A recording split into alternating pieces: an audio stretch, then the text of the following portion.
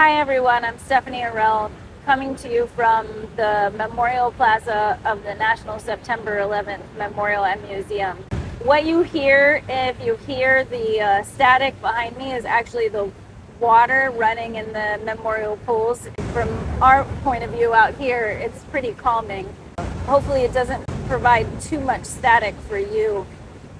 The reason why I came out here is to talk about my forthcoming book, and I chose this location because the 9/11 Memorial Museum funded most of the research alongside a Mellon Fellowship that I received to work here for 2 years in 2017 until 2019.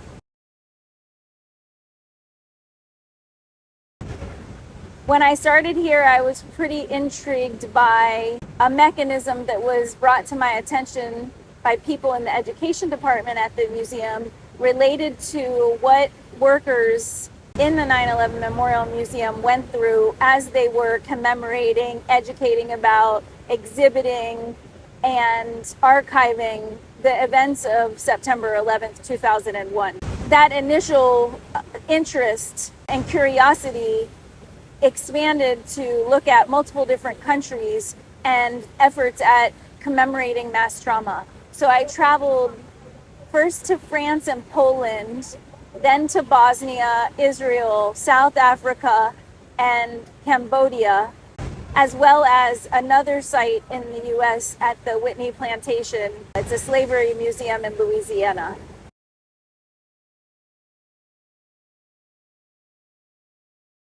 So I interviewed about 89 people, and some of those were small groups, but most of those were one-on-one interviews. And for me, emotionally, I was the most affected in one interview that I conducted in Bosnia, where the museum was actually created by a group of survivors of the Bosnian War. And a lot of the exhibits were actually renditions of what happened to the actual people I was with doing the tour. That and the interview afterwards really affected me on a deep level, because it was as if I was experiencing almost the traumatic memory with the people who had the memory at the same time as seeing it in the museum. The other thing that I find that really affects me emotionally is when I read out loud some of the testimonies that were given to me in the process of the interviews. So when I was writing about it, it was difficult sometimes to get up every morning and think about events of mass trauma in our world, which can perpetuate feelings of hopelessness. But I think when I read the words aloud of real people that experienced real hurt, or who witness other people's hurt, or who commemorate the memory of people's hurt, when I read those words aloud, I'm always touched. Sometimes I'm surprised by the level at which I have an emotional reaction. It's typically kind of a rush of sadness, also an appreciation for the beauty of what it means to really honor somebody's memory.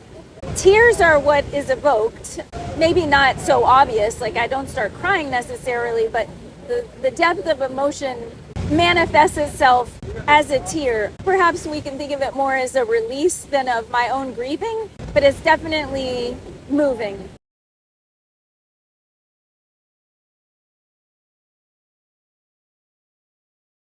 So I teach theology and the intersection of theology with psychology.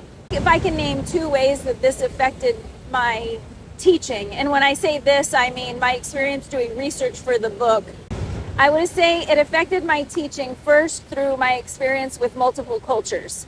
And when I say multiple cultures, I'm not just talking about Cambodia versus Bosnia versus Poland versus the United States. I'm also talking about political systems that work around or with the trauma that had been endured. So what is the Serbian government saying about the Bosnian War that affects the workers doing the commemoration?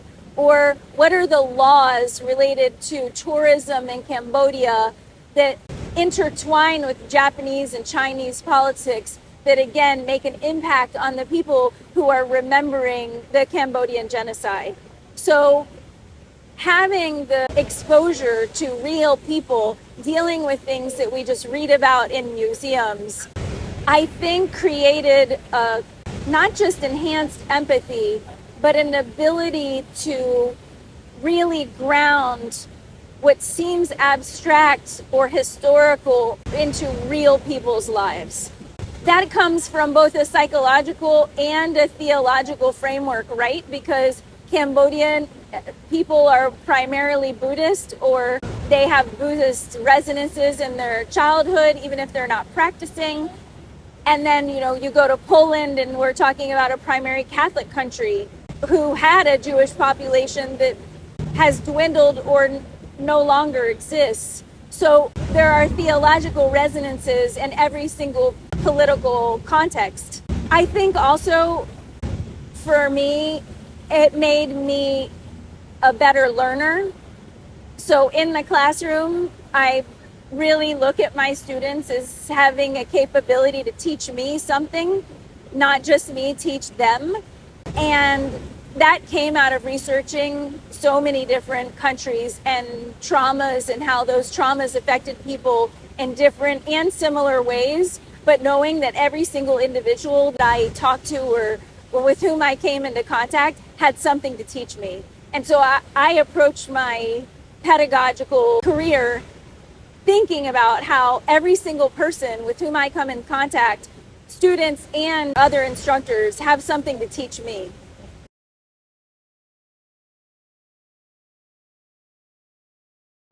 So religion and theological ideas are not monolithic categories.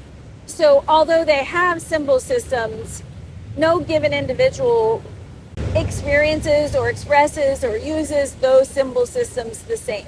There are some things that one can say in general about particular cultures, but Bosnia and Sarajevo specifically was a pretty modern secular society when the Bosnian War occurred.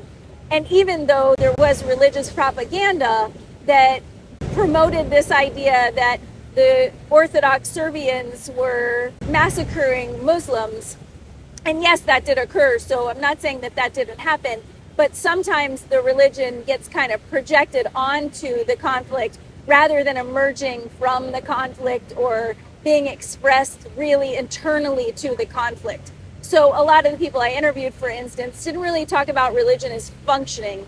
However, one of the efforts of perpetrators, often in these kind of situations of mass violence, is to destroy the symbol systems. So mosques were destroyed, or there were mass graves where the mosques were destroyed. So in that way of kind of irrevocably changing the landscape and the religious and cultural landscape to show that this was a kind of denial of an entire people and their history. A similar thing happened in Cambodia because the revolutionary army of Pol Pot and the Khmer Rouge was to return the country to what's called ground zero, meaning return it to an agrarian society, right? So that was the aim, to start everything over from scratch. So civilization itself would start over. And part of that was to prohibit any Buddhist practices. So again, this is trying to eradicate the symbol system and the meaning and the language that was part of a culture for thousands and thousands of years. The other way that this came up is in the actual act of commemoration and what's important. So in the podcast I did with the September 11th Memorial Museum to former workers here, we talked a lot about how personal artifacts and items have some sacred quality. So in that way, we have a theological language emerging in objects that themselves are considered sacred, and the memorialization of those objects have a set apart nature to them in terms of being different than our secular everyday lives. This behind me has a sort of sacred quality. The Pope came here and talked about the water of the pools resembling human tears, grieving the sorrow of all that was lost here. Again, that's a symbol system providing us with a language to think about mourning mass trauma. The other context that comes to mind with this question is thinking about Cambodia and the commemoration of mass death there The Buddhist custom is generally to cremate a body.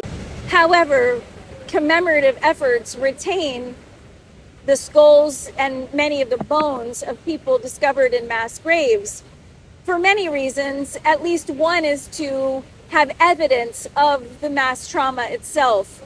So one of the things that Cambodians as Buddhists believe is that these people who died violent deaths were not properly laid to rest, and so their ghosts are evident in the surroundings, in the environment, and basically crying for peace. I interviewed several people who spoke to the presence of ghosts, and although Cambodia gets highly critiqued for the sort of westernization of the killing fields, they're called, which means that what would normally be taken care of by a Buddhist monk and a temple has become a tourist site for primarily Westerners and other people coming to visit.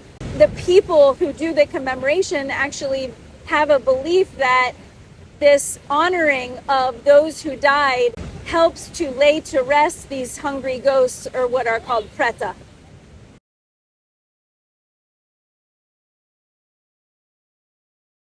There's so many things I would like people to take out of this book. If I can just pick two really important factors. One is that the people that do the work of commemorating mass traumas at sites around the globe that you may visit are deeply invested in the work that they do. It is not simply a job, it's a vocation. When you go and visit these places, just as you would visit any cemetery or church or sacred site or honorable site or work of art or nature, that there's a level of respect that I would request people have towards the people who work there.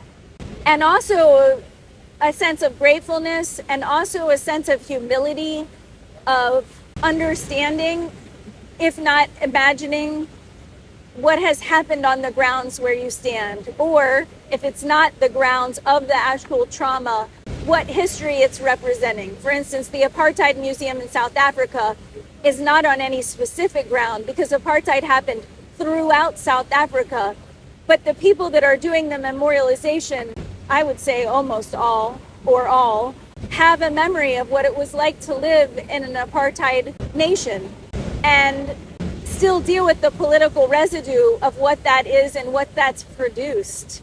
And respecting them in their efforts of teaching you about the history is critical to me. The second thing is that in our culture, we've started to move away from organized religion. And I don't know that we don't still need some of the things that religion gives us in terms of ritual and symbols and means of mourning things that were lost. And I think that memorial museums function as institutions that help us grieve and that give us some language to put words to our grief, just like the water in these pools being interpreted as tears, mourning the loss that happened on 9/11. That is a strong symbol of helping us experience and express our own sense of loss. My final statement about this book is that I could not have done it without the help of the workers at this National September 11th Memorial Museum from 2017 to 2019. And from the bottom of my heart, I thank them. And an additional thanks goes out to all of the people around the globe who sat with me, had patience, and welcomed me into their lives, and in some cases their homes, to do interviews on a topic that is not comfortable. I don't have enough words to express my gratitude.